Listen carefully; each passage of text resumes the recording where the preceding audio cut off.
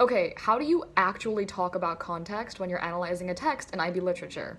Well, here are my tips. We're gonna look at 5 different aspects: the writer, the reader, the text, the readings, and the language used. Number 1, the writer. What do we know about the writer and what can we find out that could help us better understand the text? These are things like the writer's race, gender, ethnicity, background, culture, their sexual orientation, and any kind of political or economic issues that were very prevalent at the time that could have then shaped the way that they wrote the text.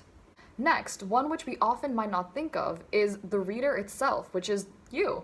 How do your values, your culture, your upbringing, your personal characteristics, whether that's your race, your gender, your sexual orientation, all these different things, how does your personal context affect the way that you perceive and understand the writings of this writer? Next, we have the context of the text itself. Where does it come from? What is the history of the text? Has it perhaps been translated from a different language? Does that affect anything? Does it belong to a larger series of works? Was it based off of the works of somebody else? All these different things can play a big role in understanding the text and its true meanings. Next, we have the readings, which can be kind of tricky. This is essentially what different ways can this be interpreted, perhaps by different critical schools of thoughts or different techniques and different methods.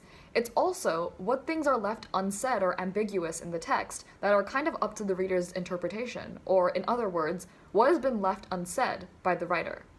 And finally, we analyze the context of the language. This is the different conventions and structures and rules the writer may use and how that affects us, as well as things like the narrative structure of the text. It's important to consider all the different linguistic features that might be present in the writing, because that can also often connect to other parts of context that we've discussed previously.